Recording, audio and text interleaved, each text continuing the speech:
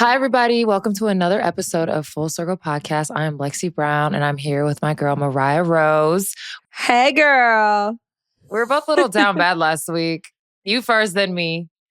Yep. But what happened to you? You was living it up, and then what? Yeah, I went to Mexico. My boyfriend surprised me with the trip to Mexico. It was awesome. Lived it up. And then I got E. coli. So my dream date. My dream date, cute. No, literally my dream date. That's exactly why he did it. Oh my gosh. Well, I'm glad you're feeling better. And if you guys were watching the storm over the weekend, you might have noticed my absence in Vegas. And that was because I caught like a 48-hour strep throat or something. Like, it was nuts. Like, I was feeling kind of bad right before we left for Vegas. And then right when we got to the hotel, I was like bedridden and it was ridiculous. So the night before the game, I was feeling bad. And then the next morning, I was feeling horrible. And I literally was in bed in the hotel in Vegas the entire time, the whole day, watched the game on TV, and then went to LA, and LA healed me. / so did the antibiotics I was given. So I didn't play in LA, but I was fine, ready to go. I was feeling better in LA. I just didn't play. But that's what happened to me in Vegas. If anybody was wondering or cared, it was not Crohn's related at all. I mean, except for the fact that my immune system is compromised daily. But I'm better. I'm healthy. And I think I re-listened to our show last week, and I heard it in my voice that I sounded gross. But people will be like, that's your sexy voice. But it actually was my sick voice. So I probably didn't even notice because I was sick too. So we're just like two sick people. We're just two sickos last week, but we're back better than ever. So let's get into it. What we got today, Mariah? I'm actually so excited I'm honestly excited to check in with you next week because everything is so tight and crazy. But the playoff race is heating up with just over a month left in the regular season. How did we get here so fast? Only 2.5 games separate the teams from 5th to 9th place in the WNBA. Every game now impacts seeding in some sort of capacity. The Aces are seemingly back in form. The Storm hit a little bit of a skid, which we'll get Lexie's inside scoop on. And Caitlin Clark's status is still uncertain. Before we get into everything happening in the WNBA now, we got to give a legend her flowers. Diana Taurasi just dropped a new docuseries with Prime. Lexie, have you seen it yet?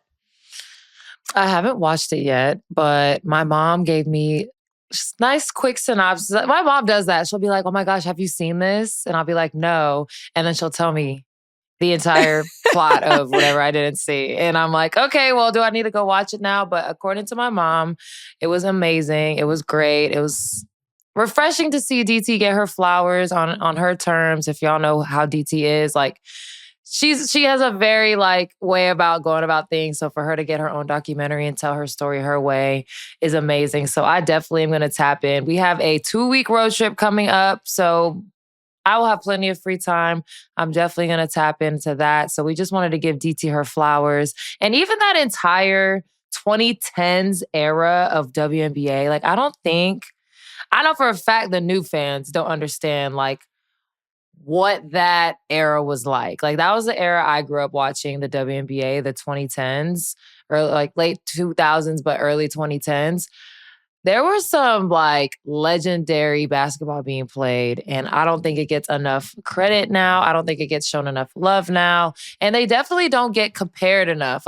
Current players don't get compared to those players enough. They either get compared to college players or NBA players, but there's more than enough WNBA players that can be compared to now. So for her to shed light on that era of basketball was really amazing.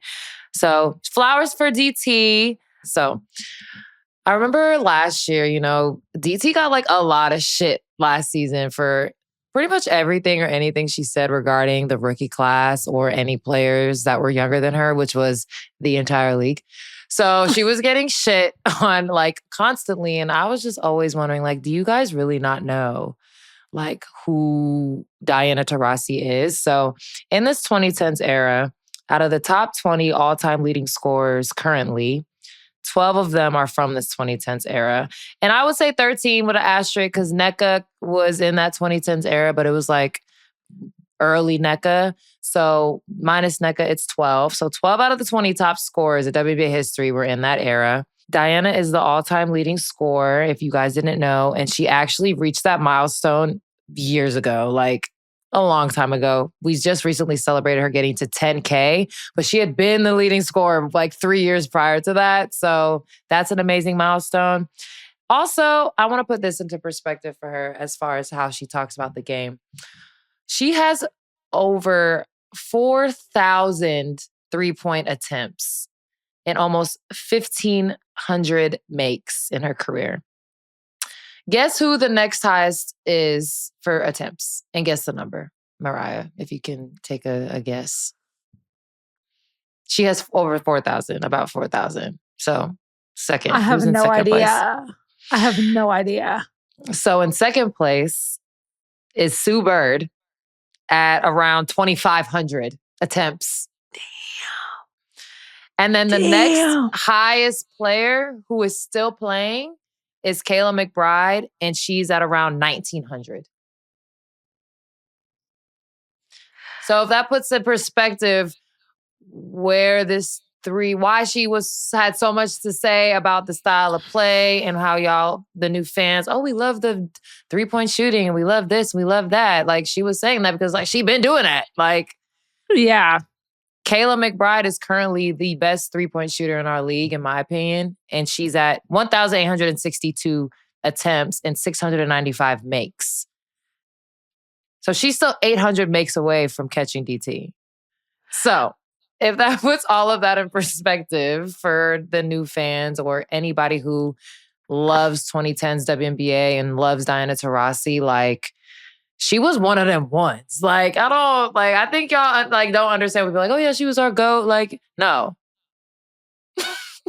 I also think with her being so vocal now about the new rookie class and about the new era of the WNBA, blah, blah, blah. I think that the way that she talks and the way that she comes off feels brash to the new fans because they're sensitive as hell. But they wouldn't have been able to handle that era at all. Like when they see like a small little conflict in the WNBA now, they act shocked. Like, could you imagine like DT, Kiss, Tech era? Guys, there was a whole brawl that happened at the free throw line. Like people was getting dragged across the court. Like this is not new era WNBA. Like no, it's not that. Like it's been like this. Like it's been competitive. Queen Petty. So that's why like the little stuff that she said about Caitlyn or like she's gonna have a rough time or like just like small things that like I didn't even take as hating or rude or anything. I'm like, you could only imagine her in heat of the moment competition and the 2010s when like nobody even really cared about like saying whatever. Anyways, y'all, these new fans. Yeah, y'all don't even know. So you had players like DT doing that. Then they would go overseas for years and years and years and years. I don't know if y'all know that Diana Taurasi was paid $1.5 million to not play in the WNBA from her overseas team one year. I didn't know that.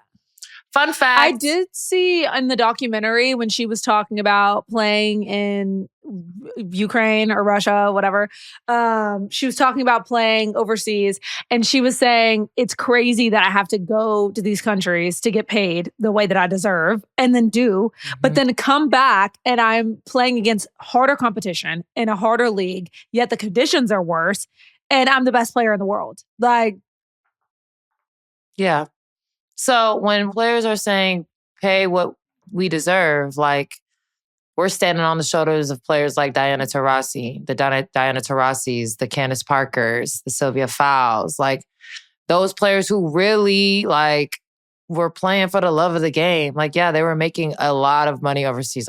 Trust me, I've asked how much money, like, I'm like, how was y'all playing overseas all them damn years? And they're like, because we was getting so much money over there. So yeah, you understand why they went over there, but at the end of the day, like you're still away from your family, you're in a new country, you know, it's taxing on your body. You're playing like 10 months out of the year. So like, I need more respect to be put on those players as far as what they did for us to get to where we are now. Like, shout out to the new players, shout out to the young players that are getting the torch passed to them. They're doing amazing, but like, we cannot forget like how this all started and why we're even here to begin with. So we wanted to give DT her flowers for her documentary. So if you guys haven't seen it, make sure you check it out. When I watch it, I will circle back and we can recap it. So Mariah, if you ever have time to tap into it, we'll both watch it, and then I'm definitely we'll come back to y'all and let y'all know. I love a documentary. I am a nostalgia queen. I love a docuseries, so I'm gonna watch. Look at Cannon. Cannon, please. Guys, my dog is just all on the screen right now. We cannot play I right love it. now. It's like we're on FaceTime with everyone.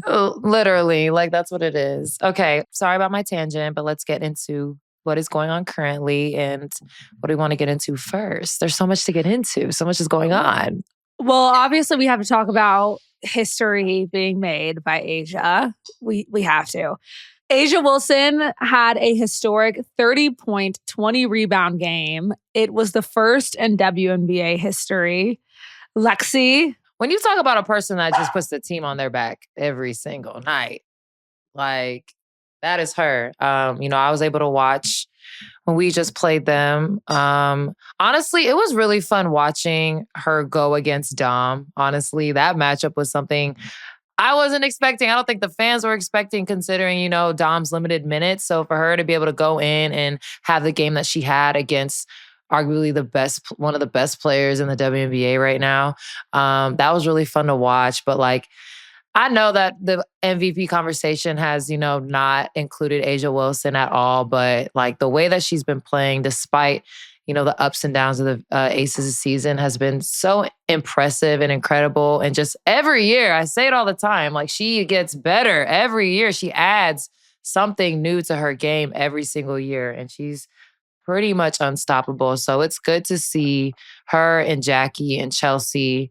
being the leaders on that team and riding the ship. Like they're like, no one thought that the Aces were like not going to make the playoffs or they were going to like just fold over and be like, you know what, this season isn't working for us, so we're just gonna like figure it out next year. But like, all you got to do is make it to the playoffs, and if you're peaking at the right time, then it's dangerous. And we said it last week. Whoever sees Vegas in the first round, if they end up in that bottom half of the playoffs, good luck. Good luck. That's a dangerous spot to be in. And honestly, it's all of the bottom. Like home court advantage, I feel like this is the most important home court advantage has been in playoffs, I think, in recent seasons. Because 1 through 8, like you said, there's 2.5 games between 5 and 8, 5 and 9, or whatever you said. Yes. Like there's not very much difference in competition. And like, honestly, from 2 through 8, it's like Minnesota is at the top, just going crazy. And then like everybody else is kind of just like in the mix. So I don't even, like, honestly, I don't even know, depending on how long Stewie's out and Kennedy Burke's out, like, I don't know if the Liberty will even finish at 2. Like, I thought they had that locked, but I don't know. With the way Atlanta and Phoenix have been playing, I don't know. Yeah. Hey, I know Atlanta. Woo, Atlanta. Woo, okay. Do you know I will be twice. I will be front row. I will be front row, front and center. We get home court advantage in the playoffs. You guys better be ready. You guys better be ready. And my fans gonna eat. I'm being custom dream merch head to toe. See? Okay, see? Now, remember last year or last game you went to, you had to pick a team, but you going all dream. All Atlanta dreamed out. Yeah, I mean the playoffs. Come on now. As you should. I can't mess around with that. To make A'ja's feat also much more impressive, it was her 14th double-double of the season and her 6th career game with at least 30 and 15. So yeah, she's her. She's her. Always been her. In her shoes. Every game in a new pair of A1s. Like, come on now. If she doesn't win MVP, she's absolutely going to be in the conversation. But even the season that she's having on the back of her first release of a signature shoe, like, it's a win. W's in the chat. 100%. For A'ja Wilson. W's in the chat. W's in the chat, for sure. Speaking of impressive stats, AT on a triple-double streak. She's the first player in history to have 3 straight. Insane. Insanity. Also, I do want to say we are going to get a little bit into MVP conversation. I guess we could just sprinkle it throughout, but I will say that... Let's talk about it.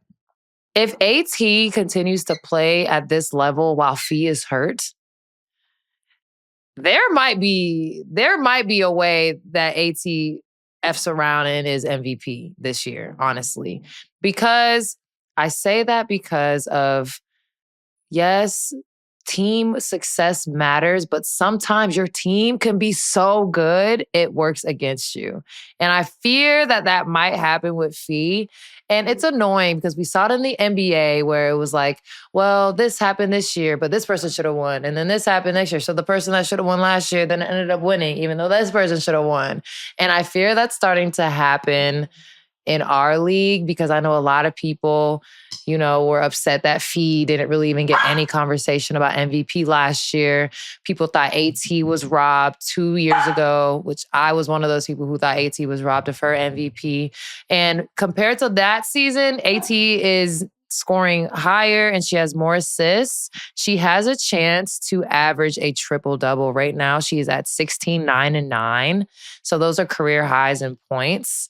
I think might be career high in assists, but if she can get a season average of a triple double, and she in the Mercury finished 2 or 3, absolutely 2, she might get that. She might make it hard for people to not give her MVP because I don't think a player has ever averaged a triple double in the WNBA.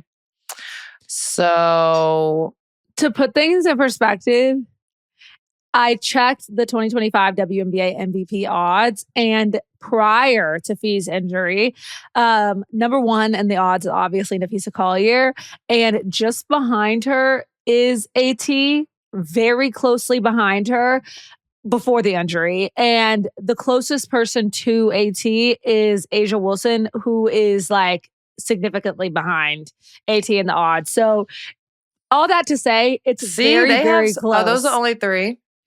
Are those the only 3 the that top they have 5 in the odds, or the top 4 in the odds, because it drops off significantly after 4, is Napheesa Collier, Alyssa Thomas, A'ja Wilson, and then Stewie. And Stewie and Napheesa Collier are hurt. Yeah. That, according to BetMGM, FanDuel Sports, and Bet365. Yeah.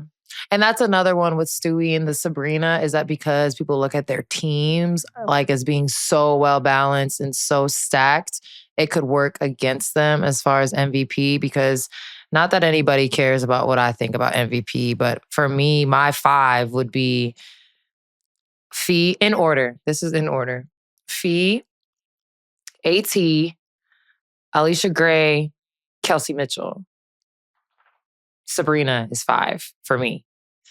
And Stewie and Sabrina probably could be 1A, 1B, but because Stewie did get hurt recently and Sabrina has kind of upped her output, scoring and assists, I put her in 5th. But again, with Kelsey Mitchell, come on. Why are we not talking about how Kelsey Mitchell has carried this Indiana Fever team?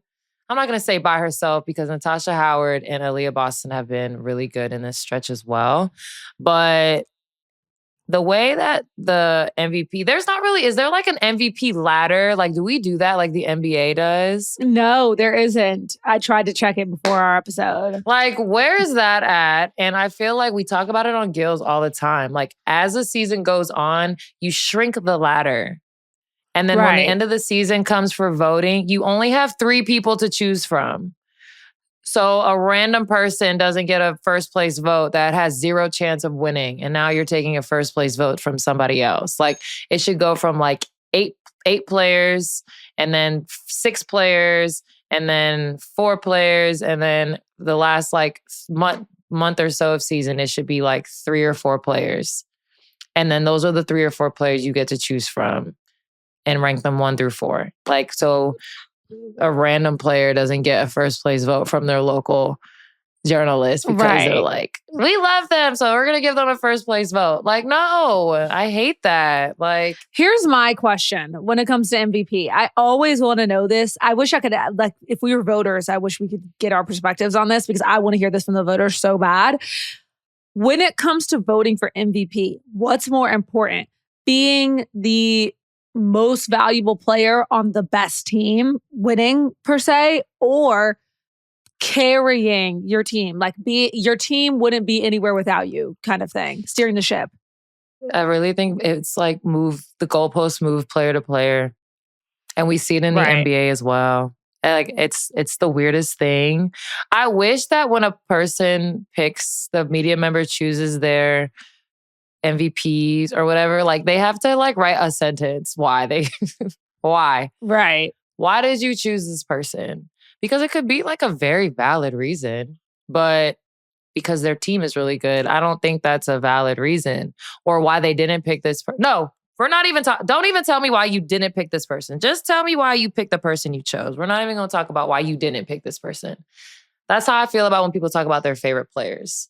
Tell me why you love them so much. Don't tell me why you don't like them or this one or compare them. Just tell me all the things that you love about your favorite player. And I'll tell you all the things that I love about my favorite player.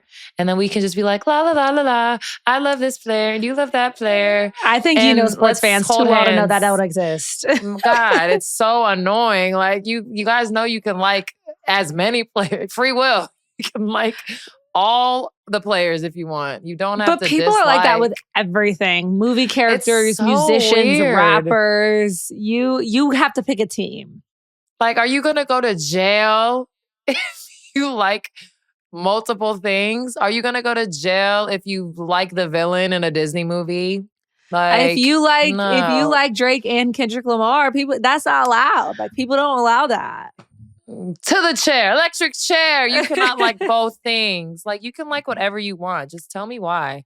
But if you give me a weird reason, I'm gonna tell you it's a weird reason. But if it's valid and you have facts and data. But for the MVP voting,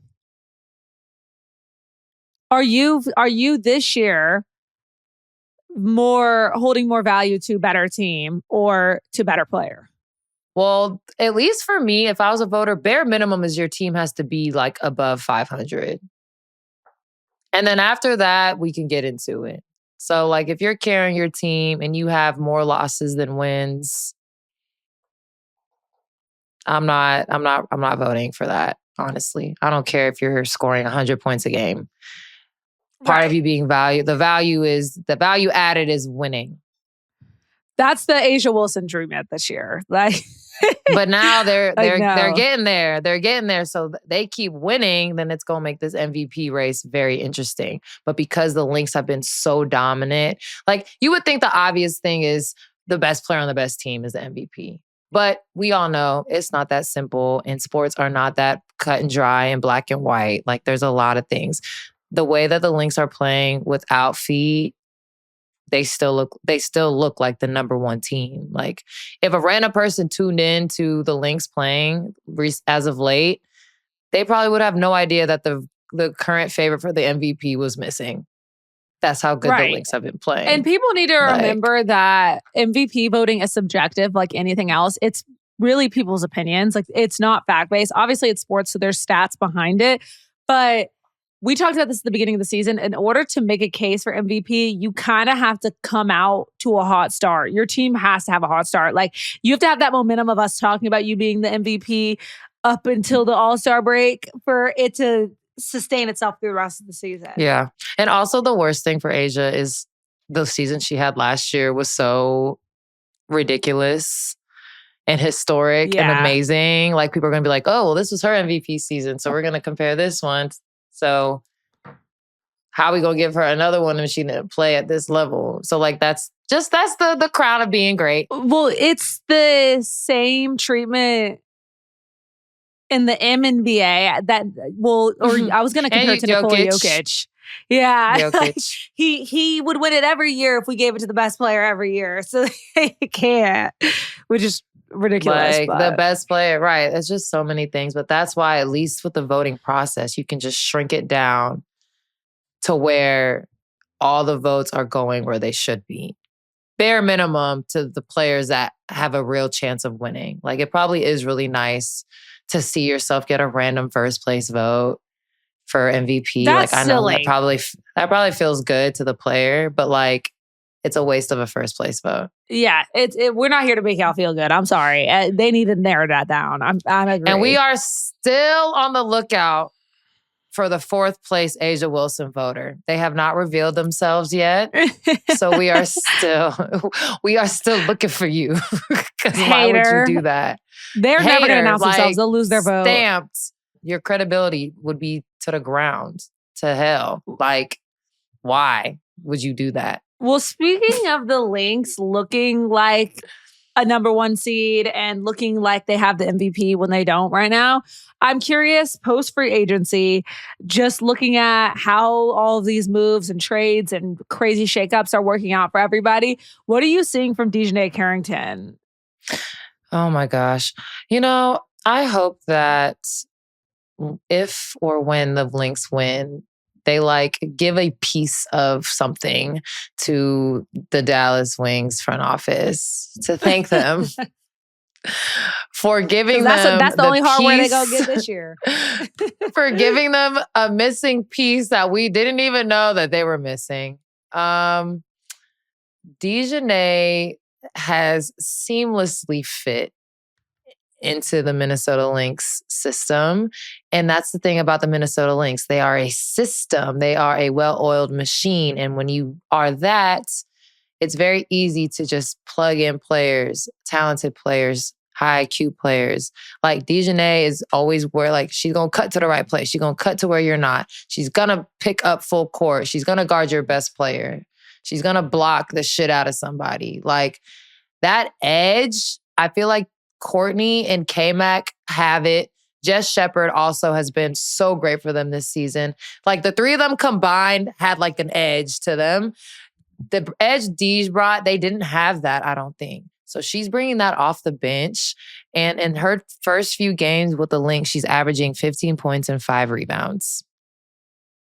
So, yeah.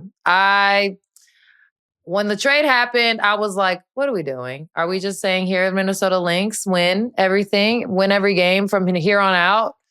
Here's the like spark plug that y'all needed off the bench. So I think I'm really happy for Dejanay. She even said it in media, her first game with the Lynx was the most fun she's had playing basketball in a long time. And I know what that feels like. I felt that way and I feel that way at Athletes Unlimited. So I know what that feels like. So, you know, I'm tired of, I feel like like I said, this is like the Minnesota Lynx hype train over here. But I love watching good basketball. And they play good basketball. And we've been seeing it. They're 5-0 their last 5. They have the best offensive rating in the league, the best defensive rating in the league. And they play New York 3 times in the next 9 days. Wow. That sucks for New York. They had already played them 1 time prior to this episode. So they have 2 more games against New York in like a week. So great. Minnesota gets rest and they get to play the same team that's crippled with injuries right now. Wow. Good for Minnesota, right? Yeah. They're looking very much unstoppable. It's giving dynasty if they can keep the team together. I know we don't have to throw the D world out. Yeah, be careful with that. But speaking of, we're going to get clipped. We're going to get clipped and it's going to be like dangerous. Speaking of New York, they are holding on to that number 2 seed by a thread. Breanna Stewart is expected to be back around late August, but they have a brutal August road schedule ahead. Meanwhile, Atlanta is tied for number 2 after beating Phoenix. And things are looking up in the South. Lexie, what are your thoughts? Obviously, if I'm predicting, Minnesota 3 times, you said? Yeah. Atlanta, number 2.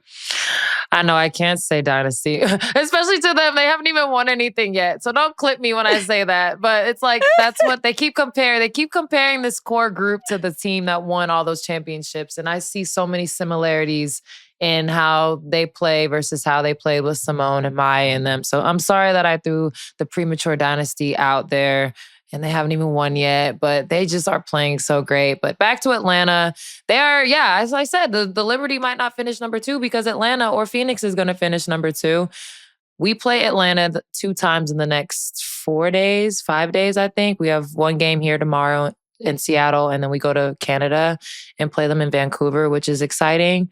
Watching them in Scout and stuff, like they don't look very different than when we played them a month ago when we won on the buzzer beater. Ryan's back, which is great, even though her last game, she was 0 for 7 in her return, but even her gravity and presence on the court makes such a huge difference. Naz Hillman, my 6th woman of the year, who was starting for a few games, so I need her to go back to the bench before she gets disqualified for 6-man. I don't know how many games you have to play coming off the bench to be qualified. I'm sure she's more than qualified, but I need her to go back and be her 6th woman self. She was 3 for 7 from 3 their last game. They're 5-0 their last 5, and 2 of those wins are against the Phoenix Mercury. So, like you said, they are trending in the right direction, and I feel like I say this every week, how important these games are for us. These 2 are important. Like, shit, we're on a losing streak right now. So if we could get 1 or 2 wins against a team playing the way that Atlanta's playing, that would be great for us. It would be great for our record. It would be great for our vibes. Honestly, we could use some winning vibes right now. So, again, that's why Alicia's in my conversation for MVP, because no one had the dream in the top 3. Did we? I don't think we did. No, we didn't. I don't even know if we had them in the top 3. We had them in the playoffs, obviously. But that coach, he could get coach of the year as well. I mean, again, all these obvious awards that you want to give to the best team with the best record and the MVP, like, yes, people probably be like, oh yeah, Cheryl should win coach of the year. But I wouldn't be surprised if the Atlanta coach could win coach of the year. But is it coach of the year worthy to be coaching the best team that was supposed to win anyways, that went to the finals last year? Like, obviously she's a great coach, but I'm saying like, that's like, yeah, duh, they're good. Also, I just feel like, and this is no like shade to her coaching or anything, because I played for Cheryl and I thought she was an amazing coach.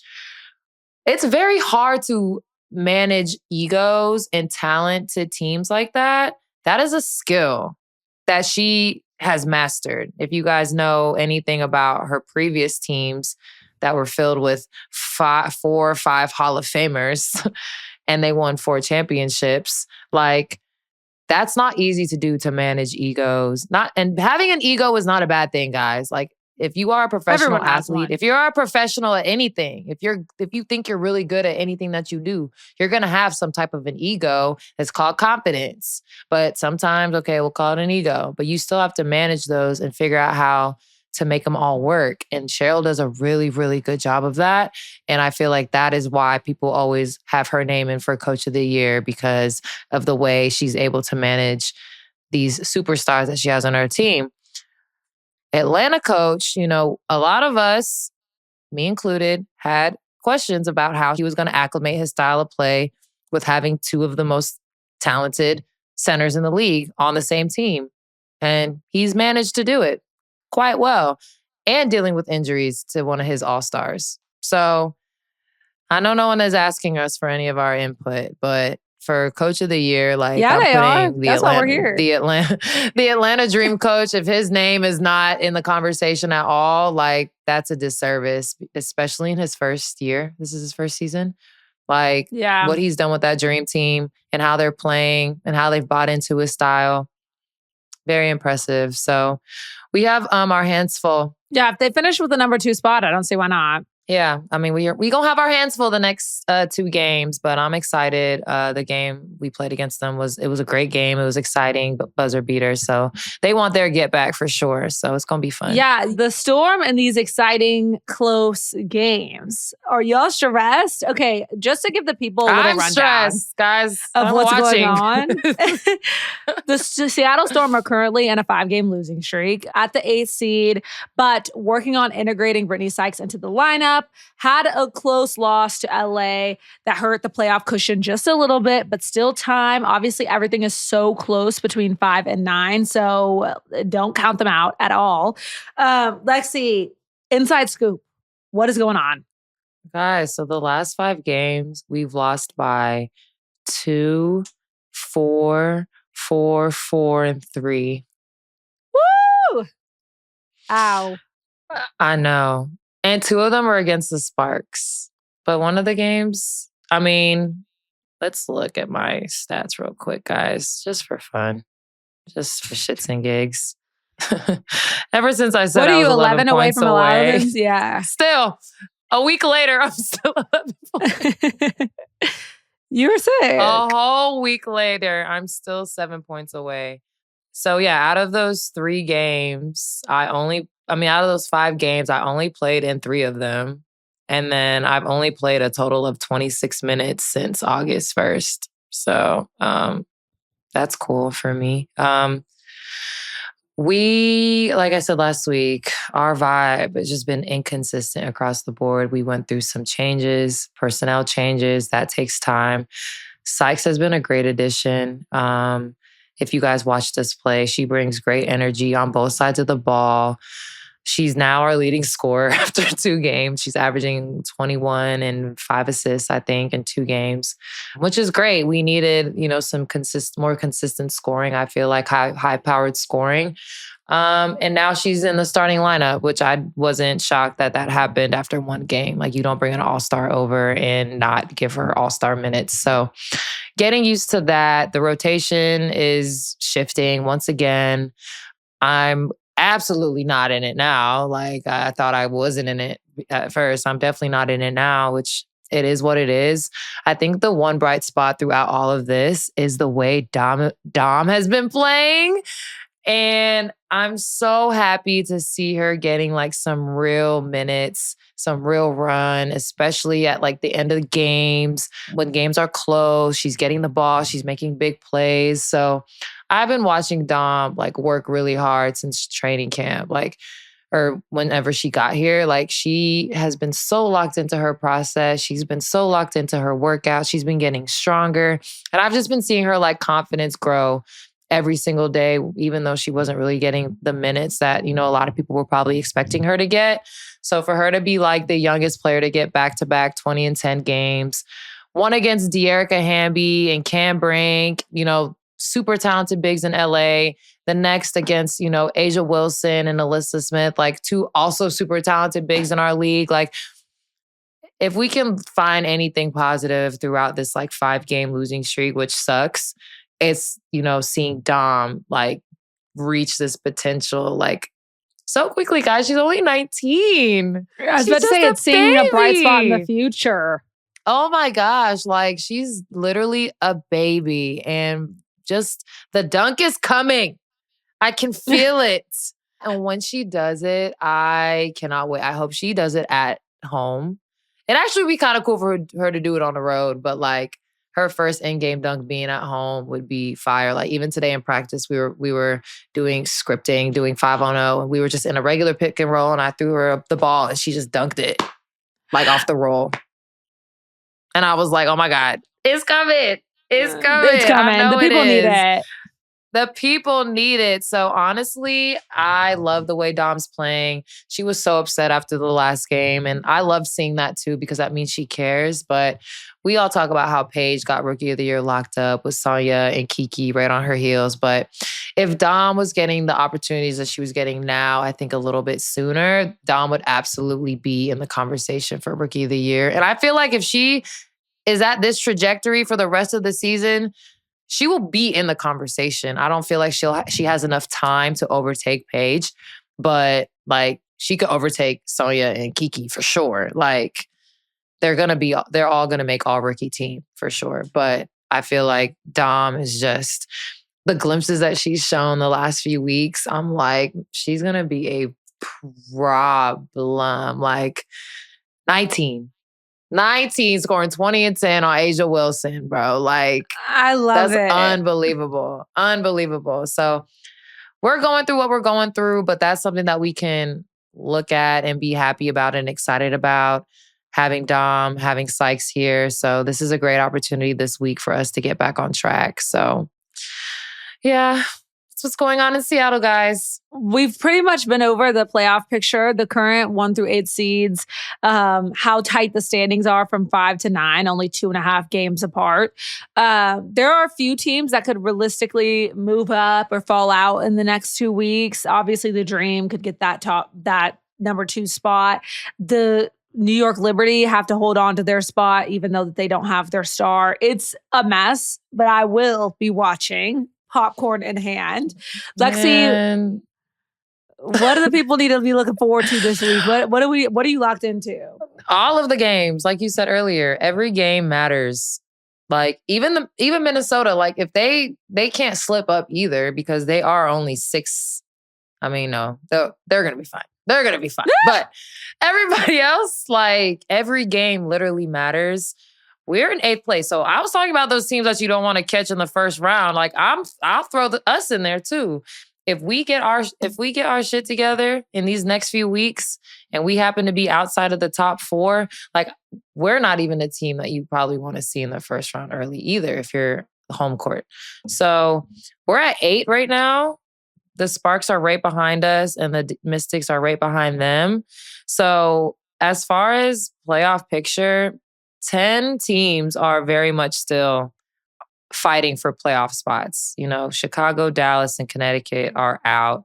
I'm pretty sure they're going to be eliminated in the next few games probably. But, you know, Minnesota has 5 losses and everyone else has 11 to 17 losses. So the team I have my eye on for sure are the Aces because they are seeming to turn their things around. And then I'm looking at the Sparks. This will be like their first time back in the playoffs in like 4 years, a long time. I don't know how many years. It's been a long time since the Sparks have been in the playoffs. And, you know, I feel the way I feel about my situation with the Sparks. But the Sparks being in the playoffs is good for the WNBA. So, no, I don't want them to overtake our spot. They can overtake someone else's spot in the playoffs. But I think it would be like a really cool thing to see the Sparks back in the playoffs because it's been a long, long time. But this next month of season is going to be crazy. And it's exciting. Exciting times. Exciting times. I can't wait. And I can't wait to recap it all with you. Well, we kept it actually 45 minutes today. So claps to us. Yes. Look at us. I love that for us. But Lexie, thank you so much. I am so excited to see you next week. And guys, thank you for listening to another episode of Full Circle. See y'all.